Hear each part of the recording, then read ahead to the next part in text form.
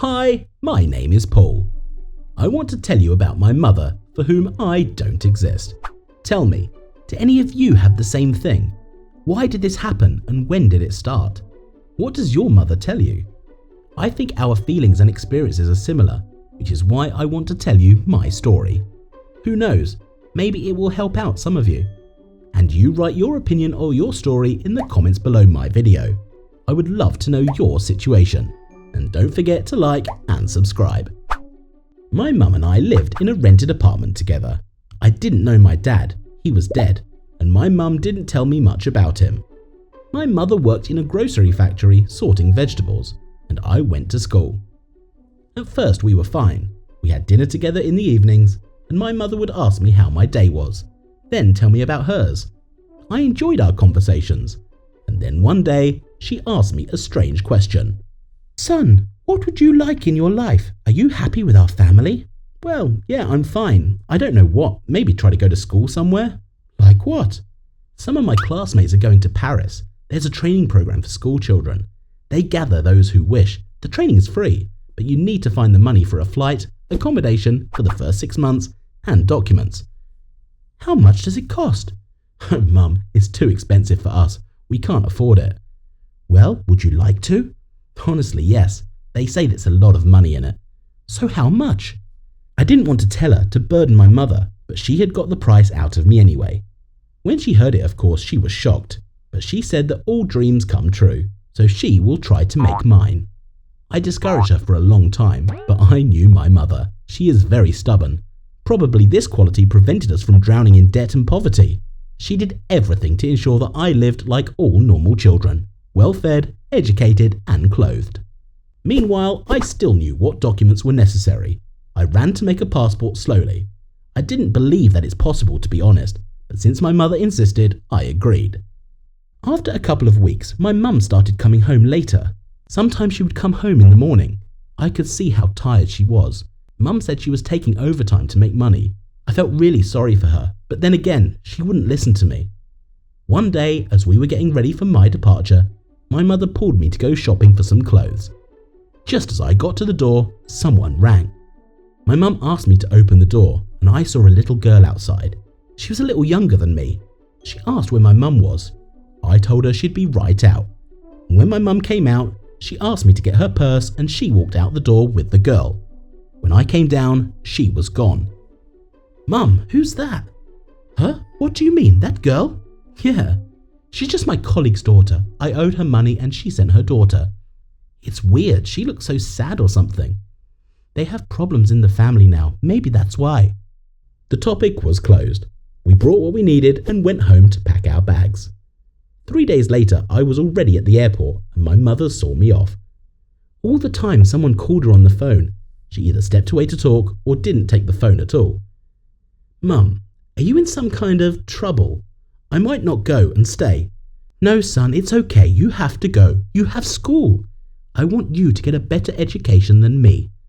So you don't have to work as you do? Exactly. That's it. Run away. I love you.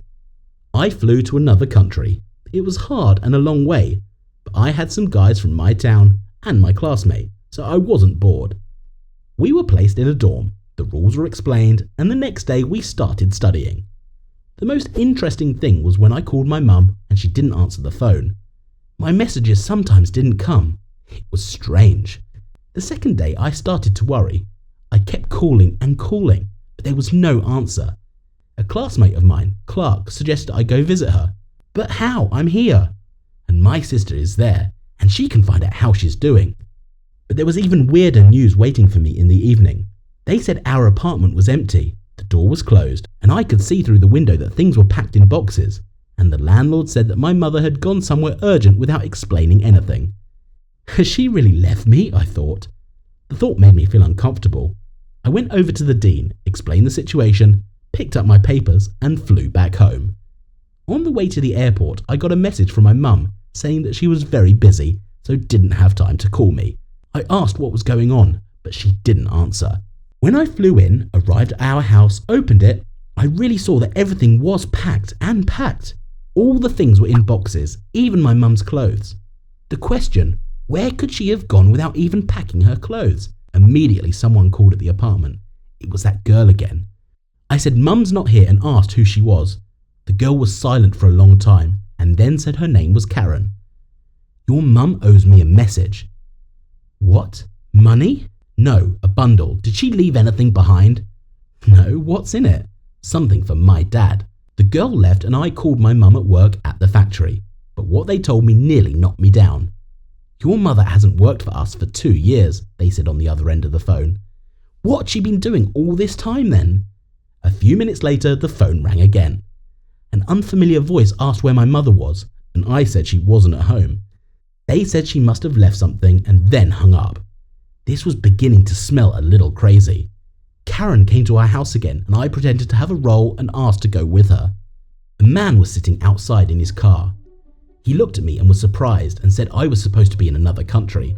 I said my mother had sent me instead. How is she there? Fine. How much time did they give her? You mean in prison? Well, yeah, where else? I know she's in jail. I'm sorry, son, but she still has to bring in another piece of merchandise, so it's business, nothing personal. That's when I realized why she was so anxious for me to leave, and that she was doing illegal things.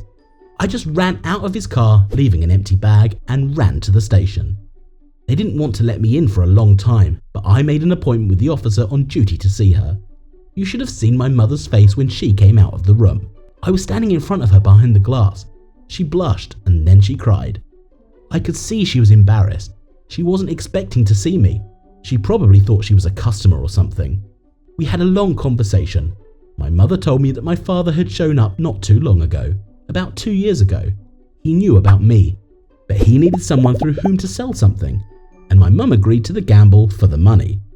And all these years she lied to me to get me involved in the stories. I listened to it all and I couldn't get my head around it. How could this even happen? Now my mum was arrested because my dad was framed, so I decided to find him. He didn't know me by sight, so I took advantage of that by pretending to be his customer. I made up the legend that my parents had lived far away and I was here alone with my grandmother. Found him through Madeline, my mother. We met him in a secluded place where he showed me the goods he had. I filmed everything. Then I told him that I was his son. My father was stunned. I showed him the video and told him I had already leaked it to the cloud. My mother and my lawyer had access, and if anything happened, I would do anything to put him away. The police had no evidence against my mum, but they needed a good lawyer. That kind of thing costs a lot of money. I made my father pay for it. We hired a lawyer, and in a couple of months my mum was out. I told my dad to never show his face in our lives again, and then he disappeared. Mum got a new job, and I told her I'd stay around all the more and never go anywhere. And my mum promised me never to get involved in that kind of thing again. I understand that my mum stumbled. She did it for me to support me. But now she has realised everything and has learned a lesson that she will remember for the rest of her life. I'm also glad I went back to her.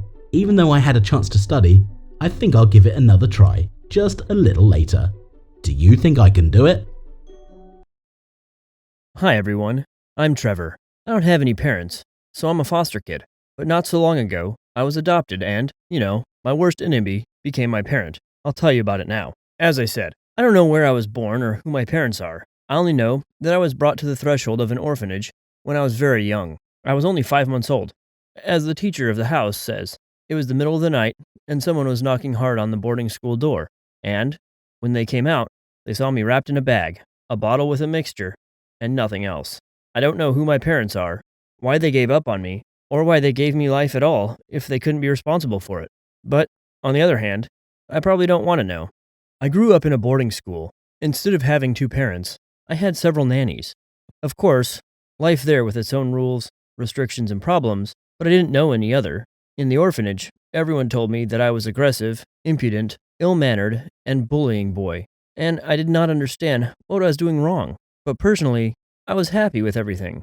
I wasn't going to dance and sing in front of anyone, because I didn't owe anyone anything. Time passed, and when I grew up, I went to school. I even lost count of how many schools I changed. I had my own stories in each of them. Often I had to defend my rights with my fists. I'm not a fan of violence, but, as it happens, you behave smoothly, and you're sure to get to the bottom of any boy like Rich Boy and start conflicts. and I hate when a kid behaves like a big mouth, and I use the tools of instant response. Fists. Both simple and fast and effective. But I often pay for it with my stability. Although this concept is relative, because, on the other hand, the fact that I was constantly expelled is also a kind of stability, right? When I was pushed into school for the last time, I had already lost all hope that I'd ever go to the same school for more than 2 months. They didn't want to take me, and this is understandable. What kind of principal would want such a student who constantly undermines the reputation of the institution? But in this, I was taken. The headmistress, Miss Mills, was interested in my candidacy. She said, "We educate even the worst," when I came into the office. This phrase already made me feel uneasy. One look from her said, "Sit down and shut up." Miss Mills had glasses, a jacket, a knee-length skirt, and a shirt inside, and she wore medium heels and probably never smiled. She had a reputation as an iron lady. Everyone was afraid of her, so I realized that I would not stay in this school for long. "Young man, sit up straight. This is not a pub," she shouted to me every time she entered the lesson. "Trevor Anders, come up to my office now. Trevor Anders, leave the dining room. Trevor Anders, go home and change your clothes. Trevor Anders, comb your hair. Trevor Anders, stand still. Trevor Anders, listen. Don't get in the way. Get in, get out," and blah, blah, blah. Oh no, I'm sick of the headmistress. I felt like she was being stupid and picking on me, but she didn't know yet that I wasn't going to let it go. I did everything to provoke her even more. I dropped flowers in pots, scribbled on school walls, furniture, always had a showdown in the schoolyard, fought with the guys, was late for classes, or just missed them outright. I knew I was pushing myself, but I couldn't let Miss Mills boss me around. For each joint, I got either a bad grade or a duty at school, and if I refused to comply, complaints went to the principal of the boarding school, and there I was punished worse. But one day, I got mad enough to plant a rat in her office. She screamed like she was out of her mind. The whole school heard her yell, and I laughed heartily. She immediately figured out who was responsible. I had already packed my things and was thinking of leaving, because the deduction was guaranteed. But she did something else, something I didn't expect. She adopted me. When I heard the news, I thought she was crazy. At first, I didn't even believe it, and then I asked why she did it, to which she replied that she would raise me. Then I realized how badly I was in trouble. From the next day, I started a different lifestyle. Wake up on the alarm clock, shower, breakfast, school without delay, then home, some chores, and sleep. I resisted for a long time, tried to escape, swore with her until I was blue in the face, but nothing took her. She clung to me, and that was it. She didn't have any children of her own. Or rather, she had a son who had been living in his life for many years and didn't even write to her. We fought it both at school and at home. It was a difficult year, but then I think I got used to it. I didn't think she was such a witch anymore. As soon as I thought about it, problems came into our more or less established life. The principal of the boarding school found me and said that my mother showed up and she wanted to meet me. We went there along with Miss Mills. I have a habit, as it's called. I was terribly worried and didn't know what to expect. I saw before me a thin alcoholic who shamelessly looked me in the eye and said, "Let's go home, son. I need you." I was so stunned by these words that I just kept silent. Miss Mills grabbed my arm and told me to get in the car, and my birth mother started calling me and hit the headmistress. "What do you need it for? No one to work to buy you alcohol? He's my son and only my son. You are 17 years late," she shouted, and was about to leave. But so the alcoholic grabbed her by the hair, and Miss Mills put her down with one right blow, and went on. I was just blown away, and the principal of the boarding school pretended that he didn't see anything. She hasn't been in my life since. When we got home, I wanted to thank her, but she told me not to say anything, so she knows everything. Our life was back to normal. But we were happy early.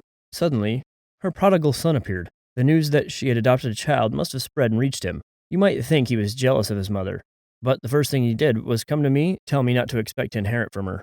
That was all he was interested in.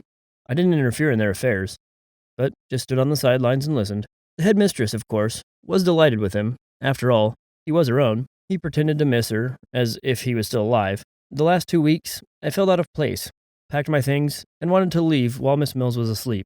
At the time, I heard her son talking to someone on the phone. He was going to rob his own mother. I couldn't let that happen. I ran into the bedroom and warned her, but she didn't believe me and even yelled at me when I was asleep.